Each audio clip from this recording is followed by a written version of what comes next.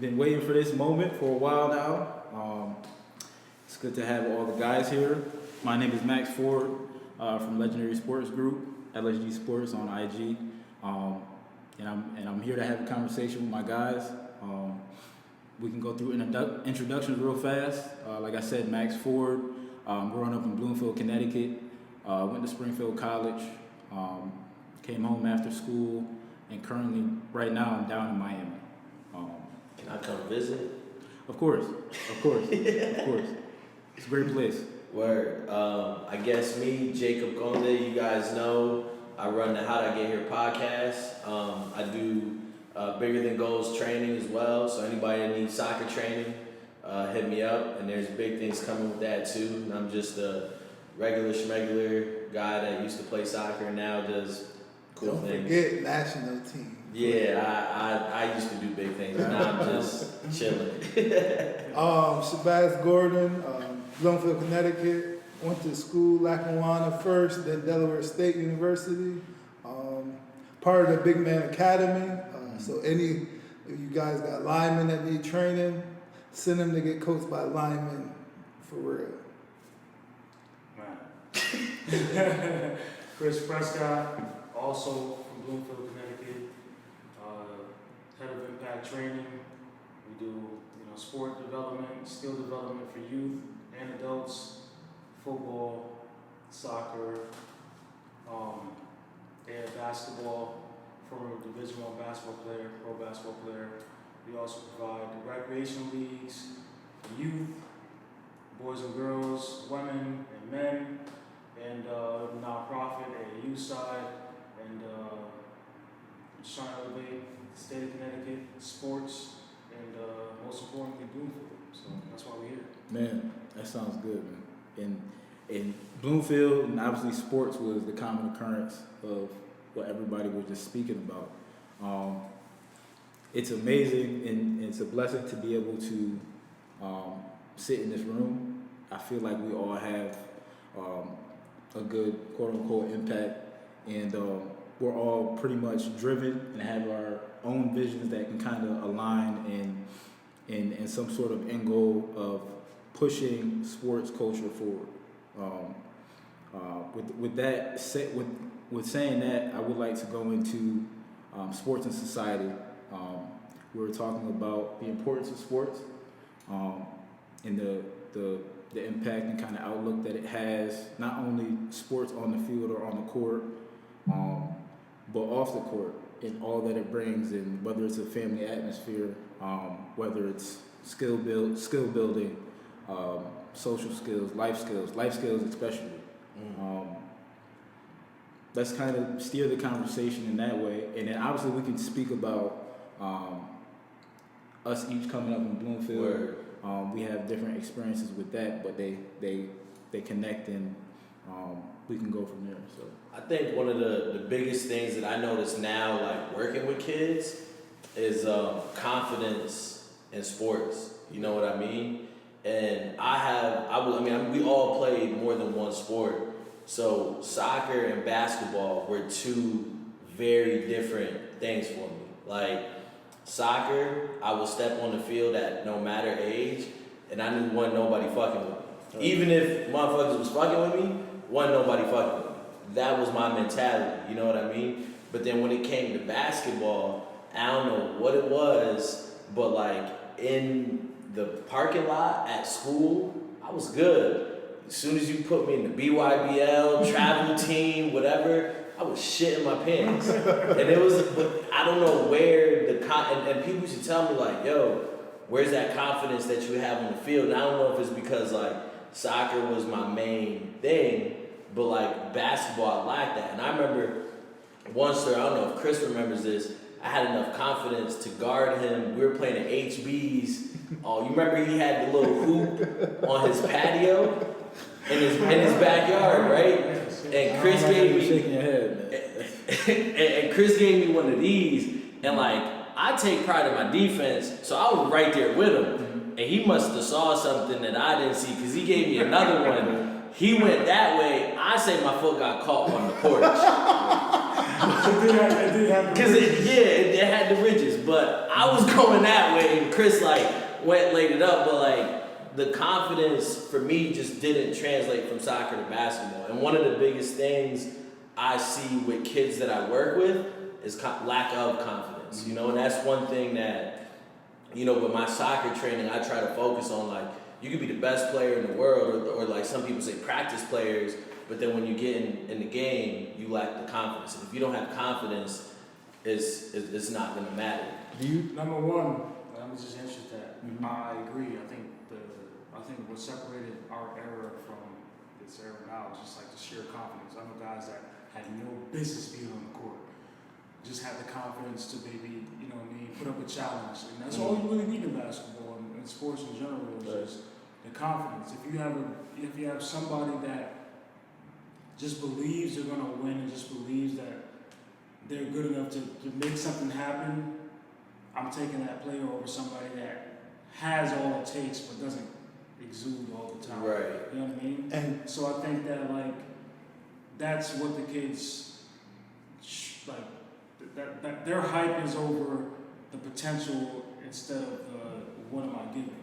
And I think the confidence for me going back then was the repetition. I don't think I woke up as like a confident kid growing up, but I knew that I was in the gym more than all the other, you know, potential, you know, threats, and not only in my hood, in my neighborhood, but you know, in the region, across the state, and then it began, you know, across the East Coast, and then across the, you know, U.S. and then across the world. Right. And I think that just goes to show that confidence for me is the most important thing in sports. absolutely. Because if you don't have that, man, as you level up in your career, it's just gonna get harder and harder. And you're gonna be at times the only one that believe in your craft. Right. You know what I mean? Even when you're getting paid for it at the time. So, and I think the answer to that, I don't mean to ramble, but the answer to that for me was the repetition. I didn't wake up and say like, yo, I'm the best. Yeah. But I knew I was in the rec all day. And I knew I was in there literally from like, I used to walk there from like 8 a.m. to like 4 p.m. I You knew worked I to be wasn't- talking. And then I went to summer league at the night, and I got my ass busted, you know, for years before I began to be like, okay, cool, like I'm different, and I took Right. a little bit. That took a lot of reps, is what I'm saying. So I don't think the kids get the reps is enough, and I think that's where the programming like us comes into play. Right. And to where like these kids are not really getting a lot of reps, they're not playing in enough leagues, they're not getting enough training, they're not getting enough support academically to where like forget the training. If they're not getting the support academically, all the training and leagues and all that Doesn't means mean nothing. anything. Means nothing. Right. So I think that's up to us, and I think that's why we're here. I don't mean to like ramble again, but like I think that's up to us to be able to solve the confidence issue, because then it comes with reps. It's not, you're not giving these kids fake confidence. Right. It's coming from actual repetition, and they don't get enough of it. That's a fact. So to Chris' point, it's like confidence. Like I know when I was younger, people would be like, his confidence is too much. Like he feels like, but that's just like the way I was raised. Where mom, listen, if you don't believe it, who gonna believe it? You know. So like to Chris's point, like football is my main sport, but basketball was the love. I didn't love football the way I love basketball until I got down the line and I started putting in the reps, the extra lifts, the extra drills, extra position work. And you did track too, Yeah, which was track. another resource to better both of those things. And I think once I tapped into the track world, my football became like, hold on, like he can run, he's big, he's fast. And then with my confidence, I always felt like I'm the biggest dog on the field. I don't care where you from, bring whoever you want. I'm gonna stand out, and that was Right. my confidence point of it. And to Chris's point, like kids today are like, they might see a kid that got 15K view on a clip, but they're not understanding there's 15,000 minutes of work he put in Right. to be able to do that clip and make it look so effortless. And you know one thing that like both of you guys said with you, the repetitions and the camps, and you saying like you played multiple sports. One, we've had the resources. You know what I mean? Confidence is a resource, but also the camps, the clinics, the extra trainings, the extra sports are a resource that some kids don't have access to. Absolutely. And I know like I can speak to both me and Chris with what we do with like impact and bigger than goals. We're trying to tap into those kids who have, because I'll tell you right now, I was never the best player at Bloomfield. Going to school with all them Jamaicans, they were all talented as fuck. But you had the discipline on I top had of the the discipline, talent. and I had two parents that made sure. My dad, in 4 years of playing high school soccer, missed 5 games, and it was for like dentist appointments, doctor's appointment. You know what I mean? And no like shade, but a lot of the kids, other of my teammates' parents, didn't go to games. Absolutely. You know what I mean? For me, to speak to that, like, I had mom, that was it. I never had the father, and I always tell people this story. The father figure I had to come to the games was Max's dad. Word. And that's what I always looked like. I knew Max since we were 5 years old. So, like, seeing his dad come, his dad didn't look at it like, oh, that's Max's friend. Baz, you know, you do this a little bit. Right. So I always had, not physically in my own family, but somebody there that was looking after and pushing. And that's what we talk about, the mentors and the role models. And to that, your dad not missing games, it was like, I can remember definitely all the way through high school, and I can remember college, even college when I was playing, looking up in the stands kind of before the game, and it's like, all right, I spot my family, I spot my dad, I spot my sisters, we're good. Like now we can, I can turn on. Now we can relax and get into your groove and get into your routine. I mean, because we all have, as athletes and as competitors, we all have our, what we do before practices, what we do before games, and if something is off, obviously we'll have to make the adjustment. But when everything is clicked and when everything is aligned, all right, now I can go do this. I can go That's ahead. a fact. That was me. I think that was the reason why I transferred. My mom was having a heart transplant. That support system, y'all know from travel team, my sisters and my mom was Everybody in the building. during the Everybody. entirety. You know what I mean? So that was really important to me growing up, and especially they made a decision to where like I took a risk, like I had a full ride, and then like when we transferred, you know, it's not guaranteed that you get another full ride. But I took a risk, obviously I got it, but it's just that family support is real crucial. Another thing that I think that we're missing too, that I don't really see in the kids right now, is a competitive spirit.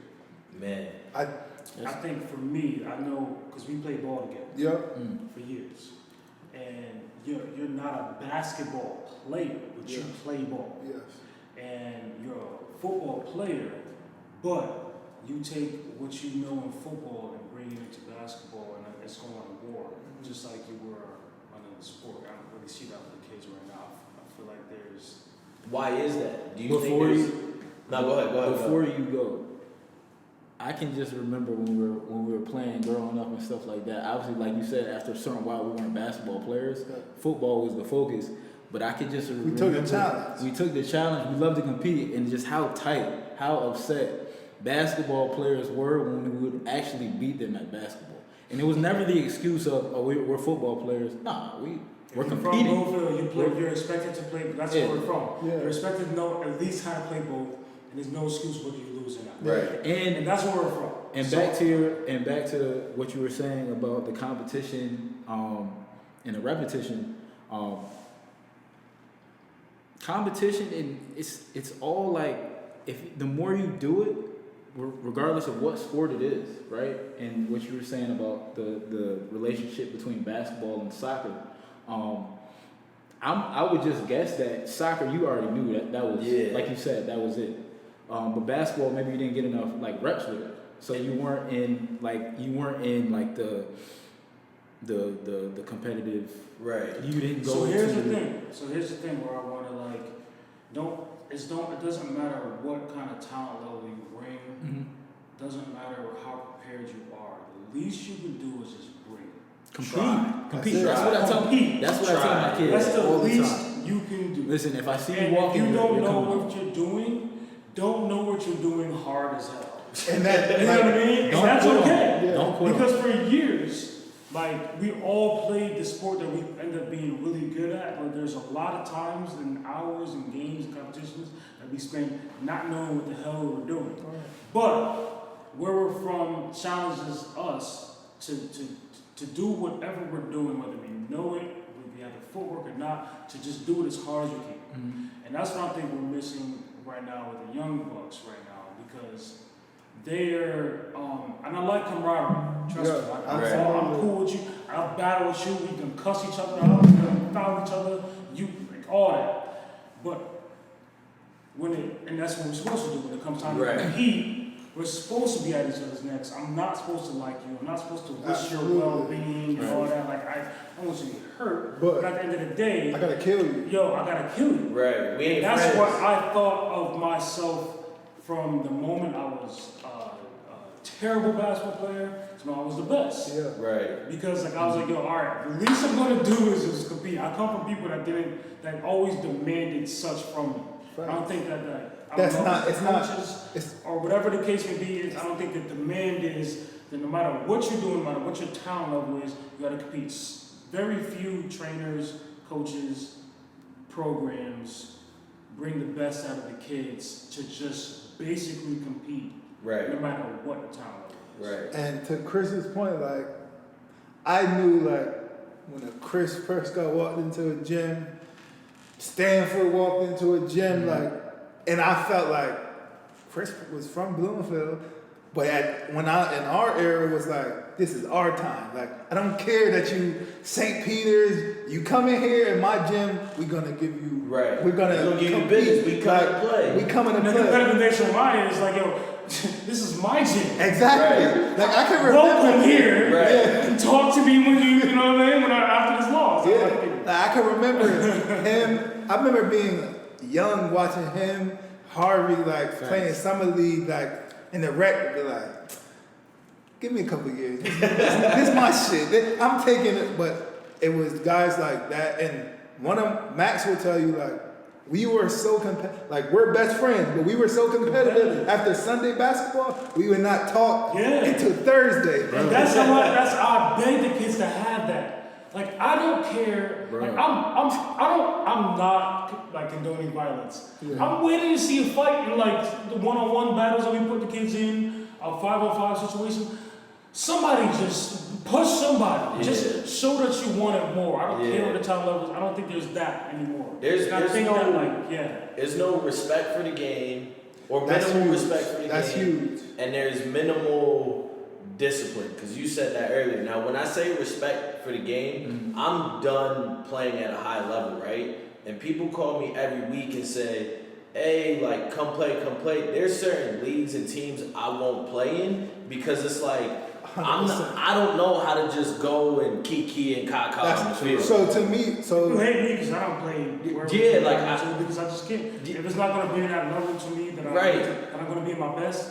I'm I'm gonna not get doing hurt, and it's gonna be a Exactly. service to not only myself but a lot of people that rely on me to get a lot of things done. So to that point, right? Like I play a lot of flag football still, like highly competitive. Like we talking about 50K tournaments, all of this. Like I see it like from our area. Like there's guys from Hartford, and they always say to me like, "Yo, Baz, you don't play with us, guys from back home." And I'm like, "Yo, I'm not trying to sound like cocky or above myself, but there's a certain level of football I want to play. Right. No matter what it like, and then once I can't do that, it's over. I'm not gonna. You won't see me lace them up. No.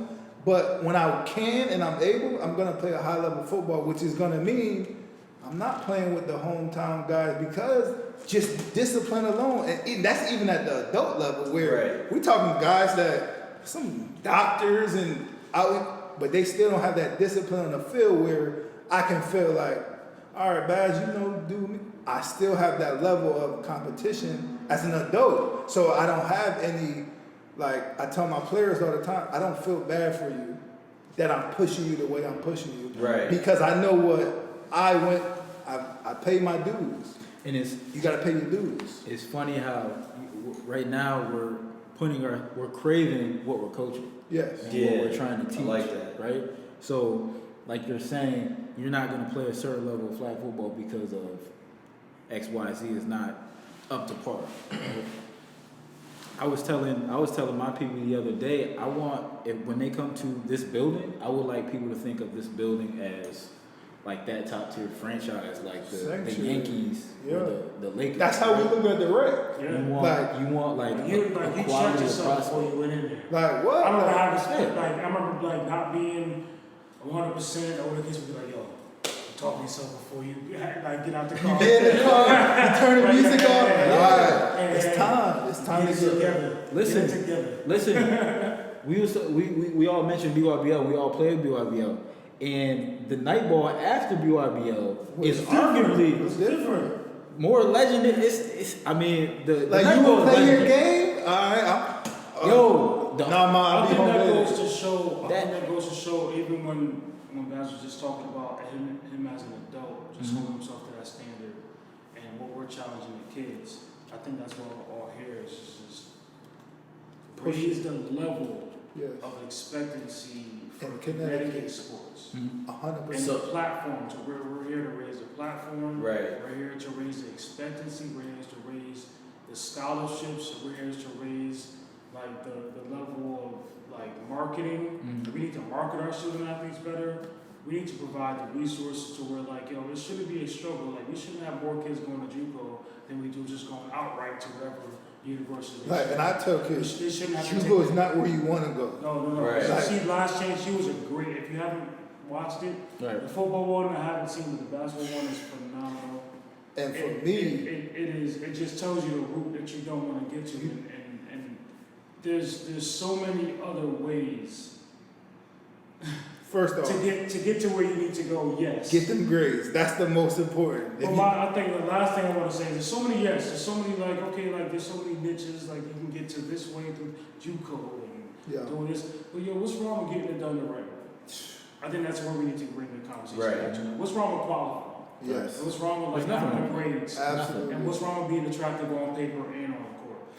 And to that point, I wish there was someone like, obviously you're gonna have to see, oh, make sure you get your grades. Yeah, I hear you.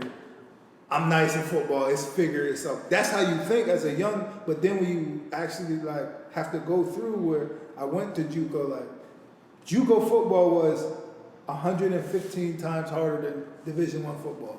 When I got to Division I football, it was a vacation. I have my own apartment. It's paid for. I'm getting money. I fit meals 100%.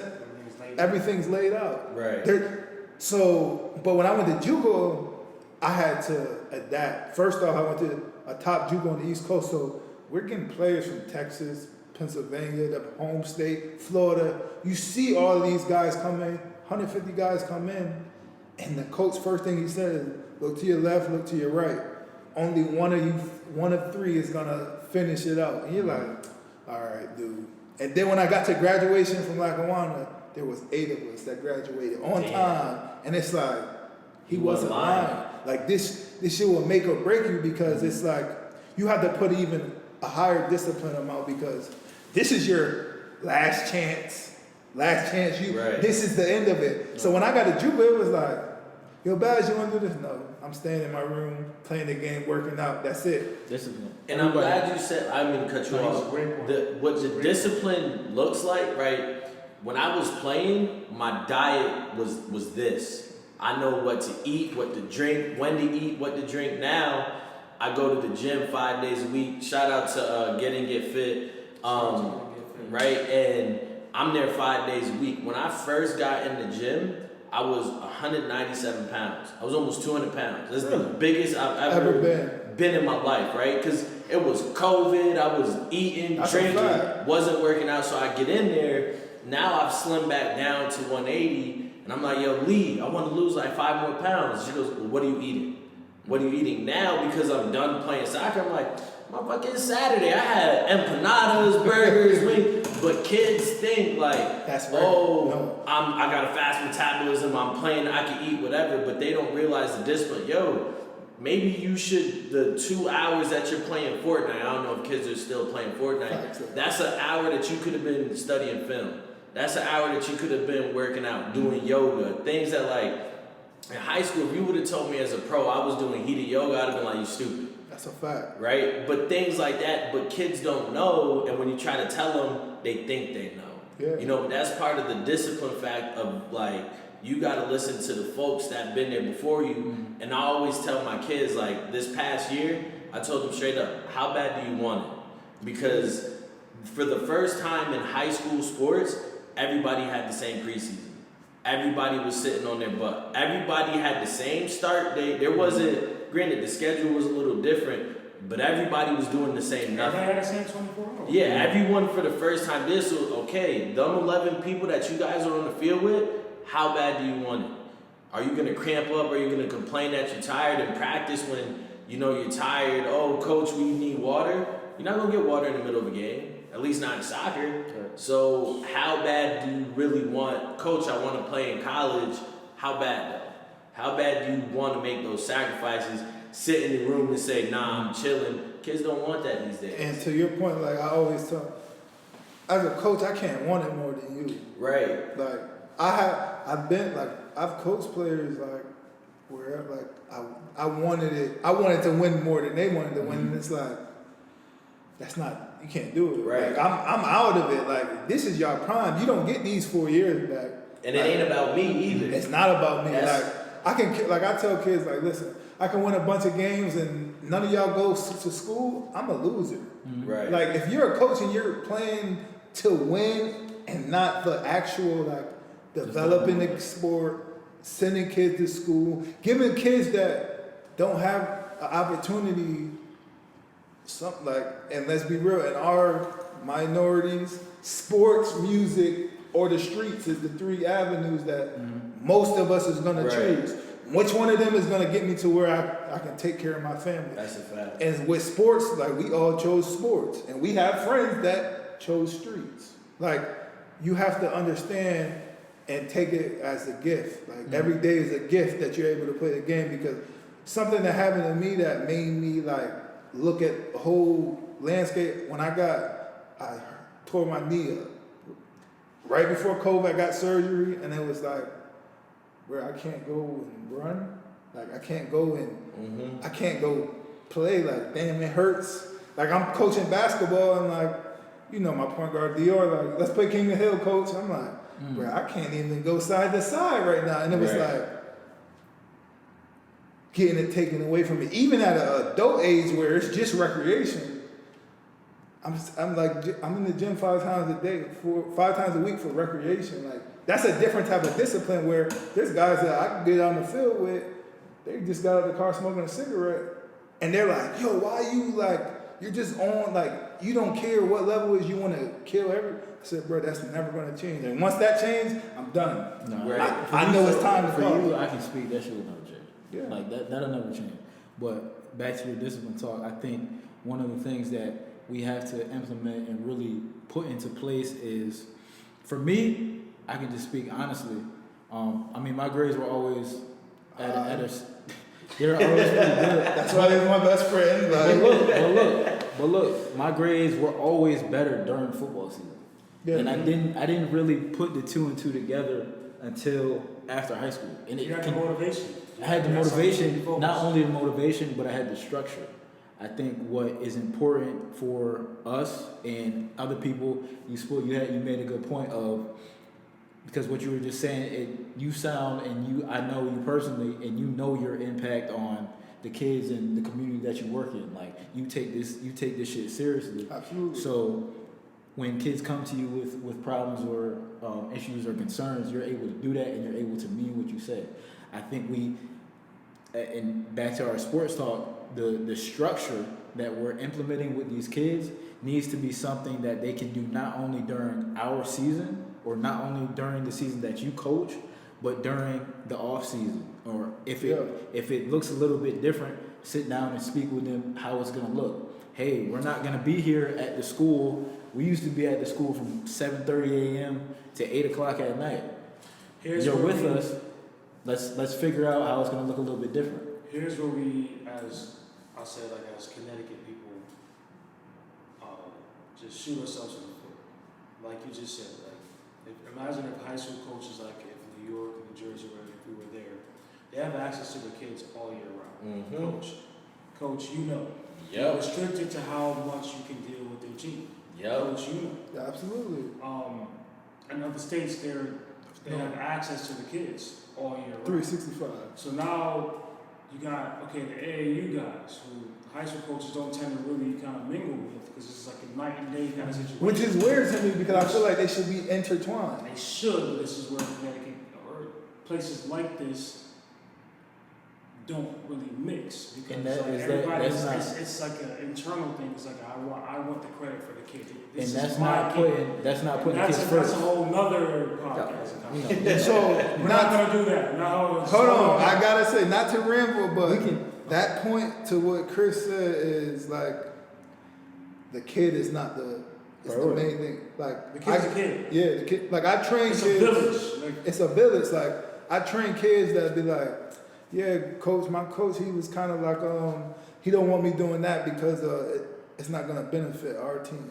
And I'm like, I push all my athletes, football, go do track, go do whatever, like basketball, like multi-sport, but there's some coaches that's like, no, he's my football player, he cannot touch basketball until football season's over. Like, he's a kid, he's gonna do it anyway. Like, I remember leaving spring practice to go to AAU practice. Like, that's just how we was built up. Now where there's coaches like Chris said that they want the credit. I don't want the credit. The credit I want is I want to see you on TV in the draft, or I want to see you sign that scholarship. I want to see you be all-time scorer at where. That's my goal. So I think that our generation, our age group knows that it's about the kid, and that we're willing to do whatever our resources are to be able to pull in the kids to where they can get to the next stage of our lives. That's what Relax is about. That's what you guys are doing, personally and business-wise.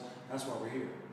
I think the problem is that, like I was saying before, the high school coaches are limited to how much impact they can make throughout the year.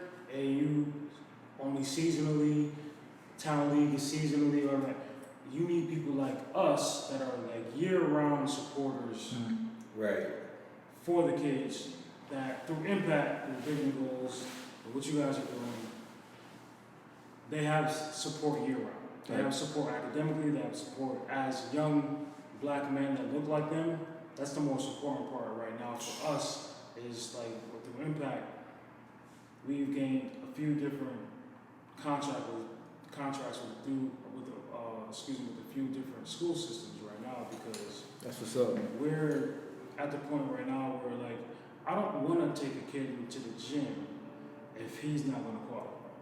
That's going to be wasting our time. It's going to be wasting his time, wasting parents' money, and dedication to whoever gets their kids to the next level, which is in reality if he can go to the cones and do all this and all that. If he doesn't qualify, it's in vain. It's for nothing.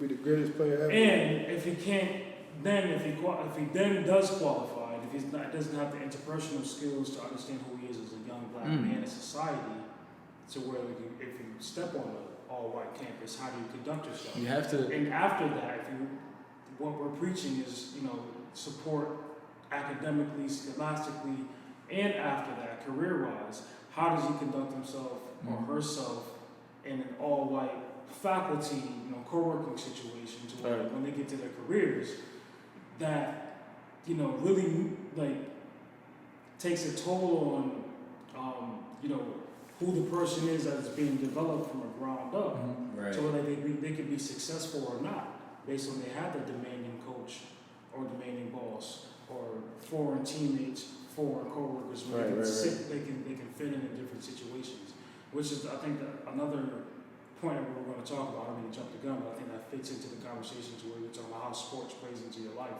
And for me, I feel like sports is such a median between people because I've had so many different teammates to where like now whoever I call a coworker, whoever I do business with, I'm adaptable to all cultures because I've had teammates from all over PCB. I have different to wherever you excel in your career. Hopefully, think entrepreneurship as black, men and women more than now you're thinking of working for somebody. But in case you do, because every job isn't terrible. Right. In case you do, can you handle a demanding boss because you've had demanding coaches? And are you adaptable to a stressful work environment from a lot of pressure because you've been under pressure as an athlete? And I think that's what gets us to the conversation, that's what develops young men and women to be more successful and more adaptable, is having been experienced through sports, then all through temperatures and all environments, personalities and teammates and coaches and bosses. Right. And this is like when I lived in Croatia, right? Prior to getting there, I didn't even know where Croatia was on the map, right? Yet alone the language. And people, when I came home, they were like, "Oh, well, how did you play in games?" Soccer is a universal language. Basketball, football, track, it's a universal language. Right. Whether you know man on, like, you learn those 4 or 5 terms, right? And you're able to speak that language, which then in the locker room made it easier, right? But before moving to Bloomfield, I lived in West Hartford, right?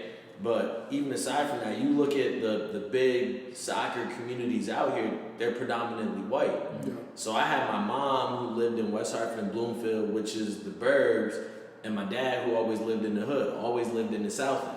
So I had the best of both worlds where at home, I'm getting chancletas thrown at me and getting rice and beans and shit, but then I'm going to soccer practice with little Jimmy and Timmy, learning how to maneuver those waters and getting the street smarts. You know what I mean? And I think like kids these days, parents want to baby their kids. You know what I mean? And back then, we almost had to go through things. We had to learn how to like culturally maneuver things. And I don't mean to like change gears so much, but you look at like everything that's going on in society today, these kids are almost dealing with something that it might have been present, but we didn't have to deal with. It wasn't publicized. It wasn't as publicized. It wasn't as in front. And like, I remember the first time I hit you up to actually have this conversation, it was like, yo, let's have a conversation about how like professional athletes are heading on racism. You know what I mean? And then you look at it again, it's so funny, almost a year later, we finally get to do this episode, and the same shit's going on again. But so with that discussion, it's like this is ongoing and it's nonstop, right? So there's peaks and valleys, and I feel like it picks up at certain times, like, and we're talking about the racism and things that we had to do. One thing that I will say is with this generation growing up, is it's as it's happening in real time, we're seeing everything through these things, right? Right. So it's no more of saying, yo, you heard that? You heard what happened in Minnesota? Yeah. No, I didn't see it. Yeah. Like, you open your phone and you can see what happened. You can't hide from it no more. That's what I like. With Can't hide from it. us being like, last year was a time where like I had a player and he was like, "Coach, I need to talk to you." All right, cool. And he's like, "Coach, he's like, how do you move around and do everything you want to do as a black man in this world?" And when he asked me the question, it took me damn near half an hour. Like, we're on the phone, and for half an hour, I had to think like, how is it that I'm able to do? And I just told him like, you have to be educated. You have to understand who you are. You have to understand how our country was built.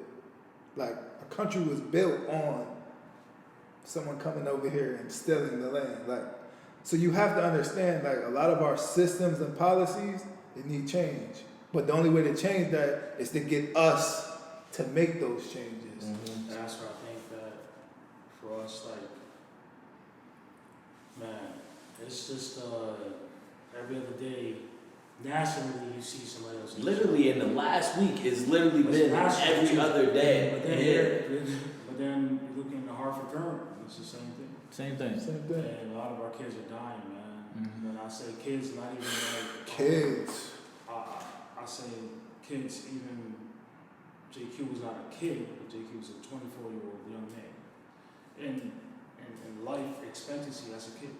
Yeah, absolutely. Just how young he was, how so much more life he had. Full life to live. And to that, and I just think that for us, the work we're trying to do, the work we're doing, not just trying to do, the work we're doing is super important right now because in today's society right now, where is a black man safe? Where is a black person safe?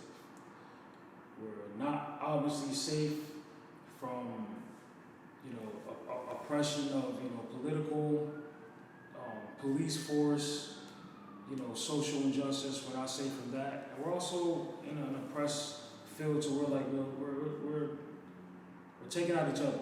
So where are we safe? We're not safe in our own hood. We're not safe outside our hood. There's nowhere. So the work we're trying to do to be able to provide safe spaces for our kids that look like us to get developed, mind, body, and soul. That's what we're about, like mind, body, and soul. Right. Forget getting the kid good at whatever sport or getting them physically fit to take on whatever challenge athletically they want. They got to take on the challenge of life when that sport is done. Right. So and that's what's more important for us. Is like, we're here because we need to offer that safe space. Number one, not just like an hour or 2 a week, like consistency. A haven almost. A haven almost. Because we have that. yeah, and that's what our sports gave us. Like, I remember, still to this day, if I'm stressed out, I'm gonna get in my car, I'm gonna go to a football field. And it don't matter what I'm gonna do on that football field, but that's a sanctuary where I can, let me assess what's going on in this situation or how I move. but It's therapeutic, but Max said. how we create that, like you said, that safe place. This is one of the reasons why Shabazz is my guy. So a lot of time when he spoke about that phone call that he had, that conversation, is sometimes kids don't even feel, and they'll never tell you, they don't feel comfortable having those conversations. Absolutely. If he feels comfortable enough for you to call and make that call and have that conversation, that speaks volumes, right? And I think a lot of times people our age groups or the coaches or the mentors, I feel like we need to sit down and maybe have trainings or classes in how to go in and foster those relationships, because that's the biggest thing. Here's the thing, and that's a great point, and I think that's on both sides. I think on the other side, it's for us. We need to be able to find the spaces to be able to get into in the educational field, in the political field, in whatever field that we need to be able to give more yeses for us to give to be able to have more programming for the kids. And so, Because only us can solve us problems. Right. That's a huge thing. So that's on us to be able to figure out. But it's on the other side to be able to, which Steve and I and Impact, Jacob is right along there as well.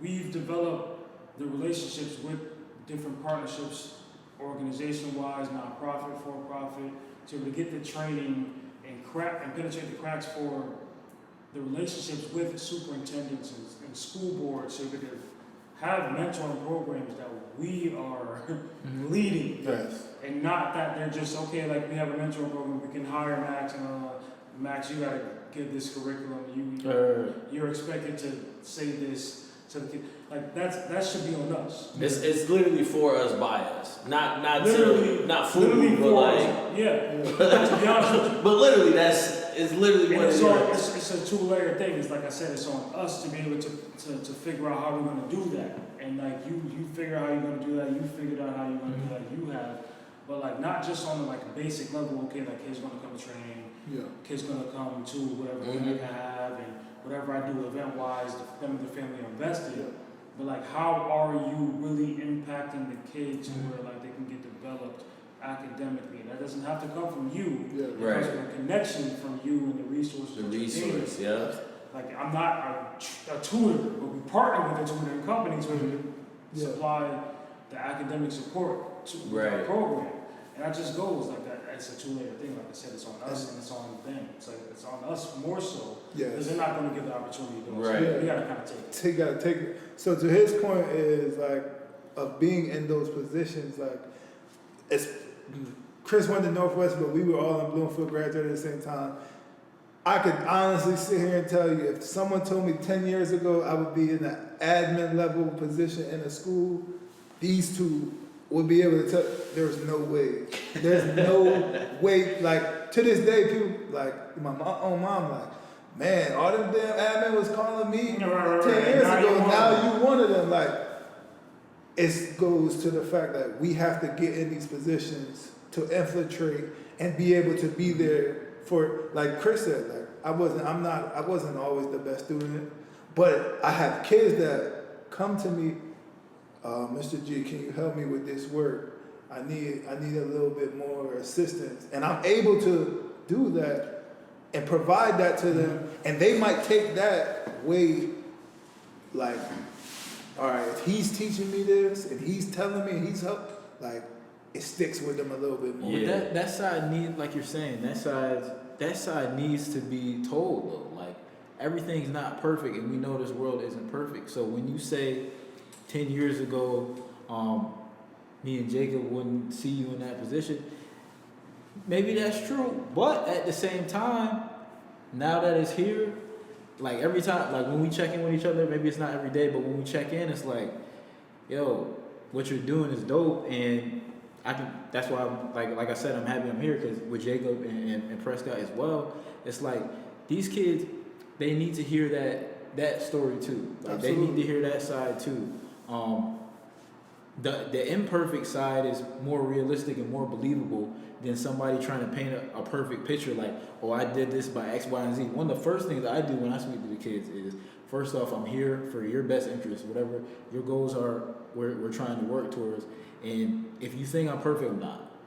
Let's just put that on the table right now. I like that. What if you think I'm perfect? Kids gonna see through it. Right. Yeah. So It's not stupid. if you're not Right. authentic, if you're not, and that's the three things that I try to, when I speak to a new group of kids or whatever group of kids I'm working with, is first of all having respect for them. Respect as seeing it both ways, right? A lot of times kids need to know that their voice is being heard, because if their voice isn't being heard, then they're just essentially being stepped on. Mm-hmm. And we don't know what they're going through outside of whatever we're talking about sports. If outside of our building and outside of what we have, we don't know what their outside life is. I mean, maybe as that relationship builds, we'll learn more, but we don't know. Consistency is the second one, right? So no matter what happens, I'm gonna be here, right? Things may get a little bumpy, but I'll be here. I'll be able to take those calls, and then we can kind of figure out what the best route is moving forward.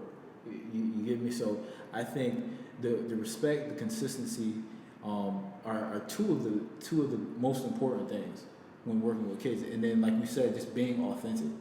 Don't go into a situation and try to act like something you're not. You're gonna have to do that every time. It's gonna get tiring, and then it's gonna come off unauthentic. Like I'm not gonna go to a place and pretend to be something I'm not. Like, Right. It's just I think a lot of people get caught up in trying to portray a certain image, and nothing has to be like picture perfect for that. Just be real in whatever environment that you're teaching or you're coaching or you're mentoring in. And I think like whatever goals that the kids is working towards or whatever goals that your program has, you can continue to reach out and excel towards those. So what does like we've like painted a picture of like what sports was and what it is. So like what's the future, especially like, I mean maybe for kids or like even professionally, because like you look at, I forgot what WNBA team, but they basically they protested and got their owner to sell the team. Atlanta Dream. Atlanta Dream. You know what I mean? What does the future, like with everything that we've said, you know, in terms of social injustices, growth, build, technology? Because even look at what happened with the Atlanta Braves this week. I think they were playing the Phillies. Dude came they said he touched first base, counted it. They went to the video review. Dude didn't touch home plate. You know what I mean? And they still counted like the run. So like sports is evolving in so many ways, in social aspects, technology, whatever. Like where's sports going? Where, especially as coaches and players, like where's it? What's next? I think for me, COVID told a great story about who wants and who doesn't, and where athletes see themselves and envision themselves.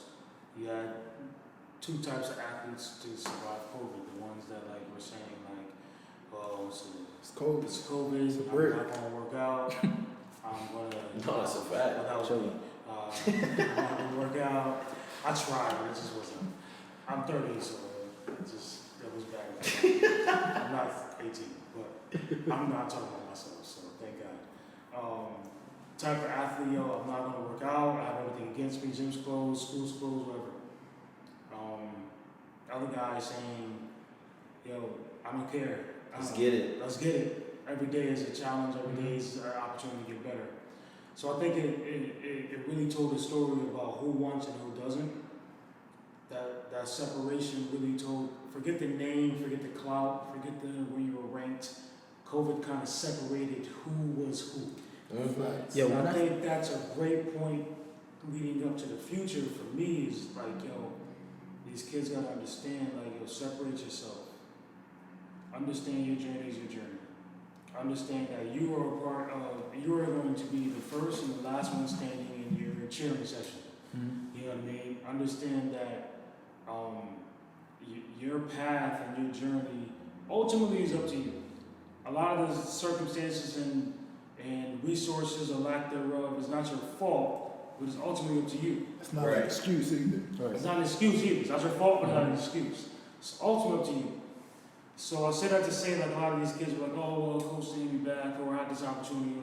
Well, what did you do to, in case that opportunity didn't fall through, what did you do to make sure there was B, C, you know what I mean, D, like, to make sure that you still were capable of reaching your optimal potential? That's a fact. And I think that's what the future is going to be about, because it may be another pandemic, it may be this pandemic reincarnated into some other stuff. We don't know. We're not fully through it yet. We're still not able to play full seasons. We're still not able to play. And are you an athlete that you chilling? Right. You're just waiting for how bad do you want it? Or are you even in schools every day? Like this is messed up time. I can't speak on football. I know basketball where you got the sense of where like a lot of the NCAA colleges have to renew their scholarships for players that are already there, because they didn't get 4 years, or because whatever the case may be. Now that limits prep school guys going into college. That limits high school guys going into prep school. That limits middle school guys going into high school. It's crippled right now. Like, you can't get in anywhere. So now, I know a lot of 17, 18, 19-year-olds stuck between the cracks right now because they don't just know how to function. And that's on now because the pandemic is over a year plus. But moving forward, that's on them. Yeah. You got to know how to contact coaches. You got to know how to get your grades to where like nobody can argue and say anything about you on paper. To like just on like, okay, great, he's an attractive student. Now let me see what he can do or she can do. And that's what the goal should be. Not where like we stop thinking that like JUCO's an option or that prep school going to PGs and all. Like, let's just stop all that. Let's just go to where you need to go. And if that happens to be a fallback, cool. If that's the avenue that has to be crossed, when it's time, let's cross that. But I know for me, like, I never even knew what JUCO was until I remember my coach telling me, like, hey, Baz, you got all these offers, but you're not going to clear. What the fuck you mean? Like, you can't go Division I. And I'm like, I can't go Division I. This shit over. Everything, throw it all out. Like, I remember losing my last high school game thinking that was my last football game that I would ever play. And my coach was like, no, it's not the end. It's not the best route that you want, but there is an avenue. But like Chris said, I think kids, like, I run to it, oh, coach, I'm just going to go JUCO. And I'm like, Bruh, I don't know what. It's jail. Yeah, It's like- jail. Like you don't want to do It's that. jail with 5 stars. I took like perfect example of that. When I went to JUCO, Kev White, he was, like he ended up going number 7 overall in the NFL draft. Like, but I remember him us coming. He couldn't get on the field because it was so many dogs. But I remember his brain like, they can't hold me back. Like, I don't care what I gotta do, they can't hold me back. And he went to be where he needed to be and where today he's still in the league. Like, those situations are not normal. Like, he wasn't normal. Like, we knew from the time, like, the first time I ever met him, he East Bay dunked in Crocs.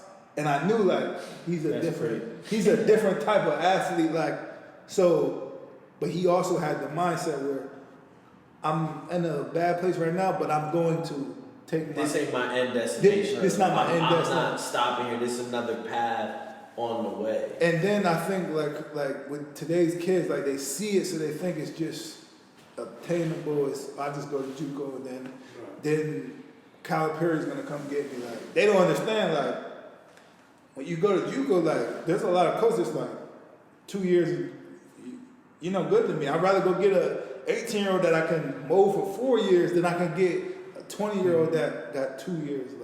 Right. And like I remember, I got my recruiting coordinator. Like, I came into JUCO with offers, and when I got there, my recruiting coordinator is like, "Yeah, you're probably gonna go Division II." And I'm like, "Dude, I have 25 plus schools that want me right now. Why would I decrease myself?" So I had to learn. To Chris' point, me and my roommate, we did all our recruiting. I'm a communication major. I did my whole highlight tape, edited. I sent it to every coach in America. And when I came out of JUCO, the 20 schools that I had to choose from was because of my work. So it was like, okay. That's when I learned how to play the game. Like, I told the recruiter at Delaware State, I didn't have no plans of going to Delaware State, not one bit. I told her, I said, "Yeah, you want me to even consider your offer my roommate?" My roommate wanted to visit, and he committed on the visit, and I'm like, bruh, like, that wasn't the plan. That's not how it's supposed to work, but it ended up being the best decision I made. I went to a school where they was trying to change the culture. And I was at the head of the recruiting class because there was 3 JUCO guys and 27 high school guys. So we were looked at as, you guys are the gatekeepers. These young guys, they're gonna go as y'all go. And when we came in, I'll never forget, our coach said, all the new guys on one side, all the guys coming back. These are the guys here to take your spots. And it was like, every day was that work. And it was, in you saying that, it probably brought you back to our competition, right? Absolutely. That's the base root of it. I remember my first day at Delaware State, we in the cafeteria, dude like, "Yo, transfers and freshmen he's like, new guys gotta sit over there." This story about it before. I looked, I said, "Listen, dude, I'm a transfer first off. I'm not sitting over there. If y'all want me to sit over there, y'all gonna have to make me move." And from that day, okay, the first thing was, "Okay, we're gonna see you in practice." "Oh, y'all wanna see me, and let's do it." And then I'll never forget, the captain, old lineman, called me out, senior, "I want you in one-on-ones." "No, you don't want this. Like, I'm telling you don't want this." And then when I dominated him, instantly, yo, he's the starter. He's what we need. Right. And that was my time where I knew, like, this is my time. I chose the right spot. I'm gonna groom myself to be the best I can be in my situation because I'm only in control of my situation. I don't care if a coach don't like you. Like, that's one thing I don't like with athletes. Like, "Oh man, coach, that coach playing me." Nah, he's not playing you. What are you doing to show that you deserve it? So that's my whole thing on that. I think we continue to talk about like the future of sports, and then more so kind of off the field. I think we can look to the leaders that we have today in sports, the LeBrons, the Adam Silvers, and really think of what they're doing, and not just kind of see it and be like, "Oh, that's cool," and just like really start to kind of put those things in play. They say more than an athlete all the time. Yeah, like, And it was yesterday we got news of Dwayne Wade Yeah. getting Jazz. Yeah. getting some ownership with the Jazz, and it's just like you see moves like that, and it's eye opening. I know it was eye opening for me because It's the Jazz. it's first off it's the Jazz. It's the They have known racial tensions within it's their Utah. building Right. in Utah. So D-Wade doing that's him going out on a limb and being a trendsetter, right? He's taking a chance, kind of putting himself out there, but he's doing it full go, and he's doing it like he wants to win, he wants to compete, and wants to bring great energy and success to Utah and that organization. So we think about the future of sports. What I see is when I see more than an athlete, I see these professional athletes and these professional people making it okay and letting the younger people coming up, letting them know it's okay to speak your mind and let your voice be heard. Just period, as a black man, I feel Right. like you have to. That has to be something more in our communities because let's be real. We black men and we've been in sports. Like how many times have we been told like, yeah, you're a man, just shut up and get it done. Like, Yeah. you have to be Yeah, I able do. to speak your mind, have your platforms, because that's just healthy you don't want to just embody everything that you go through. Like, I don't care if you're the toughest man in America, like, if you embody every obstacle you have, at some point, it's just going to break you down because it's too much within you. You have to be able to do it as a black man. Speak to colleagues, teammates, and just environments like such as this where a platform that Jacob's given us as far as like we all are athletes, former athletes, we're trainers, we're mentors, like we have to dive into those fields because these kids are growing up like they're growing up faster than us because everything is in there. Like I remember being like I had a cell phone since I was in 4th grade. Like but I remember being the outlier. Like dude has a phone, he's in middle school. Right. Like what the hell is going on? But now to every kid in America, like if you don't have a phone, it's like you don't got a phone. Like I think to your point, what we see them doing is not anything new. I think LeBron is affiliated with the Red Sox now as far as Liverpool. We've seen this even when Jordan was a part of the league and still playing. I think that like for now it's more of an example is to be like, yo, be everything else that you need to be outside of an athlete.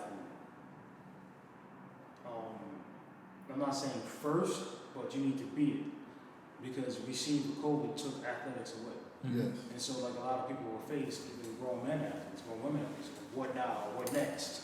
And what am I? But now it's What am I really? You know, who am I?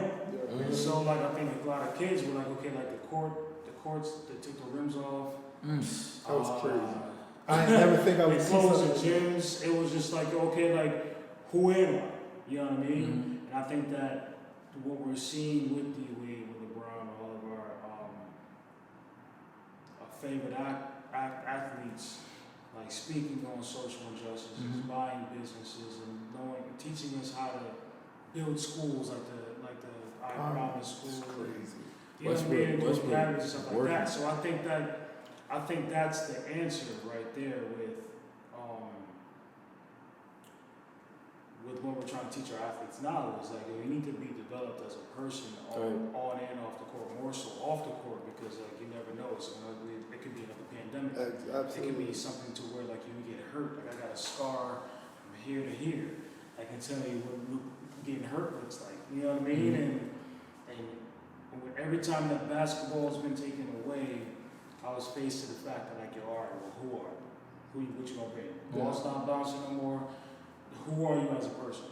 And I think that's what kids need to find out more so when they have the access to it, like they have YouTube and all this other stuff, cell phones. We ain't have none of that stuff. I think that's where they have access to, like to find out like what you want to do outside of athletics, as well as being the best athlete you can be, just be consumed with all of that. Yes. And there's nothing else that you can be distracted from. There's nothing else you can be really paying attention to if you're being cognizant on how to be a better athlete, how to be the best person you are. That's what we see in our athletes. Like LeBron, we don't see him making time for anything else besides doing business moves. You know, being the best athlete, spending the most money on his athleticism, and being, you know, venture capitalist in different situations that we see And he's such every other month. He's such the, like, LeBron, we have to look at it, like, he's been in the spotlight since he was 16 years old. And he has not had not one blemish. And that goes, like... Well, that's I won't say to the kids, get used to that. Yes. Because get used to the opposite. That's not... They're throwing dirt from every other way. Like, That's what I'm saying. I don't know you're not saying that that's what they should be looking forward to, but that's what we should look up to. Like, but a lot of kids can't relate to LeBron or Barack Obama as like having nothing. blemish. So let's what I'm saying is, for me, it's like, yo, understand what you have a passion in outside of sports. Understand who you are outside of sports. Understand what you want to do with your life. Have options. You don't have to know it. Yes. But I'm sure all of us had aspirations and some other things. That's we ended up playing. And then when it comes time to actual having the time to put into your sport, give it your freaking all. You know what I mean? And then I think if you just like, I just put like 4 pillars just there. If you have time for all those, you make time for all those, eventually if athletics doesn't work out, your career will. Absolutely. And if your career doesn't work out, then at least you have the interpersonal skills to get in whatever kind of job you want, whatever kind of impact that you want to make. Right. I like, you know what I noticed? You have instilled the word impact in your vocabulary to say it once every 5 sentences. So you know what? Like you find one I way. said impact at least 4 times. No, and that's what I'll tell you a transparent story. That's why I came up with like literally that was like a God-given epiphany name. Bro. I had so many other names. And I just was like, all right, well, I'm an overthinker. Right. Sometimes like talk to myself. Like I'm like, yo, Chris, all right, what is it? What do you want to do? I was like, I want to make an impact. And impact just came, it just literally came. Bro, so that's how the name came. The amount of times that somebody says, how'd I get here? Right? I was just in Cancun, right? That's fire too, though. I was just in Cancun, right? We literally sitting around an island in the middle of the pool playing beer pong. And this dude goes, yo, we're all strangers. How we get here? And I looked at it, I was like, that's crazy, right? I went ziplining. This girl was like, yo, it was 10 of us up there. 6 out of 10 of us are afraid of heights. How we get here? And I'm like, it's just I would say the same thing. Yeah. You know, I'm scared of heights. Yeah, So to that point, that's how, like, You just align yourself with what your purpose is. Yeah. Right. You'll find out what it is that. Like, we sat Trust in- me, I'm not trying to have shameless plugs. Like, Yeah. you know what I mean? Like, trust me, like, we already do the marketing. We do it together. Like, this is not the one that I have to say. Right. Trust me. But again, I feel like, like, when you would just align yourself, what I was just saying earlier, like, just being a good person, finding out what your passion is, using your resources, using what your God-given talents is. If you just focus on all that, you just keep repetitively being in the same space, place, and Something's same gonna get it. things. Something's gonna get it. Like impact. You know what I mean? It's crazy y'all talk about the names of like legendary sports group stands from just legendary, right? And that's pretty much the favorite word. Like we just want whatever you're doing, no matter you're a doctor, you're a writer, you're a singer, you want to be legendary. Right. And we sat probably for hours in Max's living room, my living room, Tony's, and we just, like, what we want to do, and it was just like something that we always said was live legendary today. You know what's freaking funny, yo? I don't really hear other. I'm just gonna big up Bloomfield. I don't know what about Bloomfield, brother. We just have this like competitive, be great. I don't know what it was in the curriculum, bro. Like I really don't know. Like to be honest with you, if I was a freaking painter, I would have had like the same kind of. I'm gonna be honest. I would have had the same. But I love that about us. That like, everything is just like we're not settling. Like everything is legendary. Like I'm talking like we're gonna have a conversation about like what the summer's gonna look like for Impact. It's not another shameless plug. It's legendary, bro. Like, and I didn't think of it anything less than because like this is what our standard is, bro. Like, Right. Your standard is legendary. Yours is. Like he on his phone right now. He making legendary moves. We don't even know what he just saw. Like you know what I mean? What he just texted back. Honestly, it was a North It was some Carolina. legendary. Leave it up to it was legendary. Just say it was legendary, bro. You know what I mean? Like so, I appreciate that about us, and this is what makes us here is coming from the same place. You know what's and you keep saying legendary, and I've said that word as far as impact, and oftentimes how do I get here? Hey, Good and bad. But yeah, we all align in that way because we go with the flow, we go with our path, we go with our purpose, we go with our God-given order of steps is, and we just be like, oh damn, how do I get here? But it's also always some legendary stuff that we're involved with and that we're trying to create for other people. right. And then like after the legendary stuff, you know, you look back and like, damn, like I didn't know how I got here, but I know it was legendary and I know I made an impact. And That's Word. fire, yo. I ain't gonna lie. I like it. That was fire. That was good. That's that But- Northwestern. So it's like, just to speak on your Bloomfield point, I don't know if it's like because it's a small community and it's close knit, but when we go out, it's because sports. Connecticut's split up by classes and the size of your school and stuff like that. So, and if you look at it, and what business does Class S school have competing with Class L? And you But go that, in to that. That goes to the end. What he was talking about being entrepreneurs. Those entrepreneurs are those Class S schools per se by business, but they're running with the big dogs because of how they run. And you look at it, just here's the other thing, we conformed with what the CIAC labeled as an SL. right. But it's Like, really yo, Shimmy and them, Bloomfield, when they won Class S, that was not a Class S school. No. We just were conformed. I was Right. saying we just Bloomfield, I wasn't on the team. Yeah. I was in Northwest. But we were just conformed to what the norm was classifying us as. But And I said to say, like, you said, you talk about entrepreneurship and all that, we didn't envision ourselves as a class. like That's- we wanted that's the Windsor. Come on, let's go. Let's That's the do point. this. Beat other when you top teams. from the outside looking in, when you look at just if you're a civilian just going to see a football game, right, and you see a rival, and you look at one sideline, you see 90 people. 35. You look at the other sideline, you see 35 people, and you're just like, well, that's weird. This is a rival. This happens all the time. It doesn't happen as much now, but back when we were playing it happened a lot more. And I think that just goes to speak to just like you said, the legendary mindset of people coming out of Bloomfield. Essentially, it's a hotbed. Like it's a hotbed for talent. Not only sports. We all know people that are in different avenues and It's I funny. think we they need was to, doing I'm gonna let different you go. things. I think we need to have a separate episode That might be a fact. for Bloomfield talent. Bruh, This there is was not going No, to how bad? Bloomfield or There or was- what ifs if it happened to Bloomfield. I'll leave it at this. You might have This successful whole line, within Yo, I'll leave it at this. Bloomfield and outside I'll of leave it- Bloomfield if you were At both one Jerome time, was one of the the first whole big ones that I lineup, wanted bro. to play like. You know the that? whole Northwest lineup. the whole Northwest lineup at one time. Jerome was one of the first big men that I wanted to play like, cause he lived around the corner from me, and I said he can dribble. I want to be like that. Y'all got to the championship. Y'all won a championship with a Bloomfield lineup.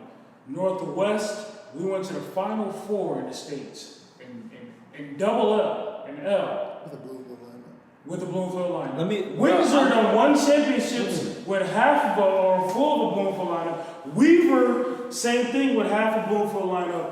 What if it was just, and I think that was the lack of the school system to where like, yo, why didn't we keep our, why wasn't the product enough for everybody to stay, everybody to see value? Well, one, the Bloomfield education system fucking sucks.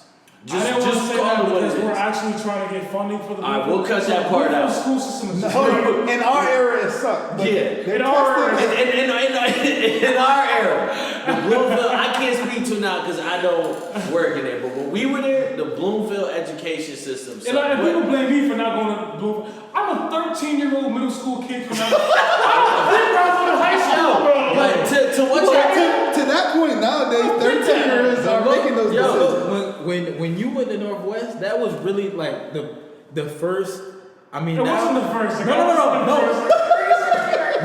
This is what I'm saying. But I mean, we look at it now. People are making decisions and stuff like that. You're 2 grades ahead of me. So you go to Northwest, 9th grade. I'm in 7th grade, 13 years old. I'm like, oh shit, like, oh you went. And then like we said that whole. You know, I live walking distance from you, bro. You live not like 3 minutes. Yeah. I saw Harvey every day. Every day. Like that whole start. My mom and his mom was work together. like that was crazy to me. Right. Bro, but there was this one time I was talking to the shorty. She's from Windsor, from Bloomfield, right? And I was like, bro, we were talking about the whole Bloomfield-Windsor rivalry. I said, yo, how many pro athletes have gone pro from Windsor? She was like, I said, Google it, right? And you Googled it. Which is an impressive amount of numbers as well. Google Bloomfield. No, and that's you probably have more, but like Windsor, I will give, like if you would have said any other town, right. Windsor is as close as like a product breeding. Man, it was as to we are. And with saying that, the numbers from Bloomfield, because Bloomfield just has so many sports. Think about track. Yeah. Track alone. Yeah. Yo, the young kid. Oh my god. He Are they still going? Olympics. Are they still going? Yeah, they haven't lost. What's the number? Because that was from before 12. Man. So look. Yo. The next episode is dedicated to strictly Bloomfield.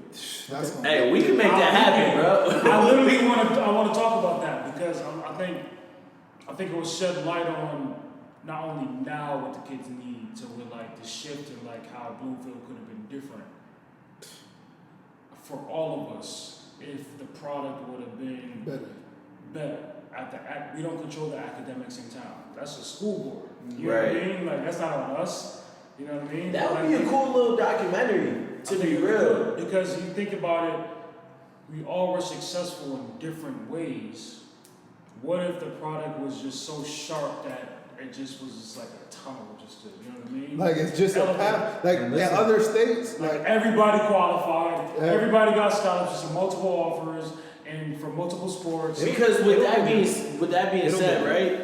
If you think about and that's it, the right? hope for not only Bloomfield, but just period. In other states, in other states, Weaver, Northwest, Windsor, and Bloomfield would be one school. Like in other states, they have counties that all these athletes are going to one place every day. They're breeding around each other. It's only but greatness. Like you would think because it's segregated, not in a bad way. I use that term, but like segregation, where like we have in those counties, we have 5 high schools where like this one you're talking about has only one. There's more support. And people can stand out more. And more Get resources. to where there's, you know what I mean? Right back to where we started. Right to like, and nothing. You know what I mean? So we might as well just put them in one bowl and get more credit for one building than a whole bunch of different. I'm just want to say, if there was, I don't think we would lose in any sport. If that was the form of how our system was, like all those schools were one county and everybody went to Bloomfield Regional High School per se, like what would our product look like? Oh man. Like be a powerhouse. Like we would play on a national schedule in all sports. Dropping gems, man. Bloomfield Regional. That's it. But that's how it is. Like I went to school with kids in New Jersey. Turn the light bulb on. Hey, you know who knows? We cutting that part out. We got. That's too much. Hold on. Is there anything else we want to chalk up for the episode before? Because I feel like we could do this shit for another hour. Yeah. We wanted to.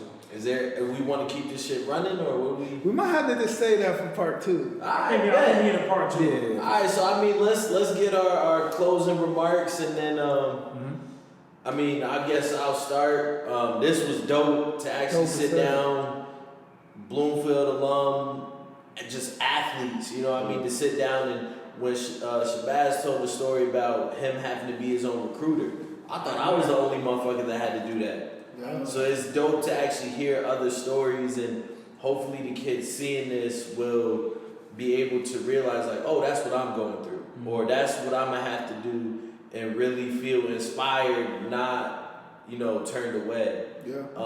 So this was real dope to sit down and have this conversation. Anybody needs soccer training, holla at me. I'm gonna put my tag stuff. I got clinics coming up the whole month of May and camps coming all summer long. The flyers coming out for the clinics next week. So that's my thing. And stay healthy mentally, physically, emotionally. Take care of y'all mental health, man, for real. This is when we drop the plugs. Yeah, now. That was good. Yeah, man. Just to echo off Jacob, this conversation was like a long time coming. Reaching out to all the guys, everybody involved. Word, shout out Max. This is literally like exactly what the vision was. Just You've to been have talking like to me about this for like. Right. if y'all heard it a year ago, just know I heard it about 3. That's it. You talk about how you think of stuff and you live in your own. That's me. Like that's a lot of ideas. Just kind of getting them out to the world to see the type of content and the type of ideas that we have. Right. I think the biggest thing that first off, it was a learning experience from everybody, from me especially. Just taking away coaching and mentoring. I think people say it and they kind of say it in like passing. I think it's important for people to really embrace, like, if that's what you're choosing to do or if that's what you're interested in, just know and learn about all that comes with it. Because certifications, research, all that. Like when when things get real and people are coming to you and parents are calling you, hey, my child just got in trouble, hey, my child just got assaulted, you're gonna have to have those responses and those answers on the fly. So really don't feel bad about practicing and learning about what you're saying and what you're trying to get across.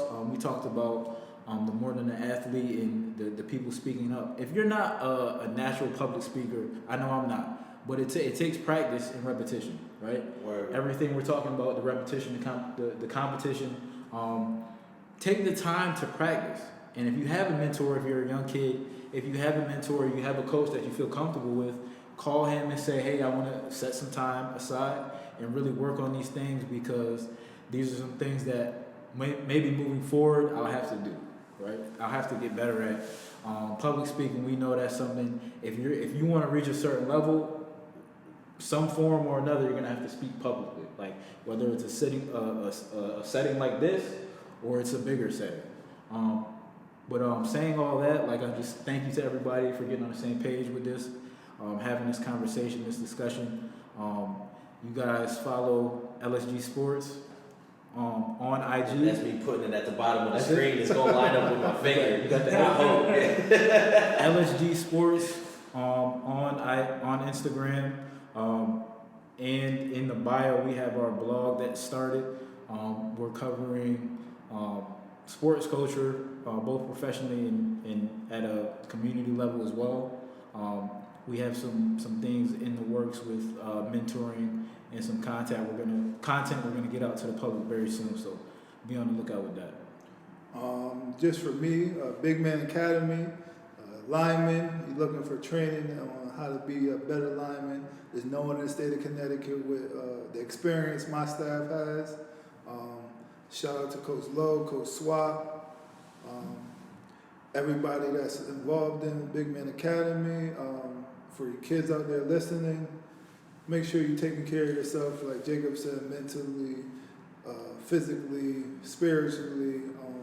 Be the best you can be, and make sure your athletics is cool, but athletics don't go without academics. There you go. Bloomfield all day, man. I grew up with these dudes, so I appreciate you having me. Follow us on Impact Training Co., Impact the League. I'm in AAU. Just trying to build the brand of basketball, build the brand of sports here in Connecticut.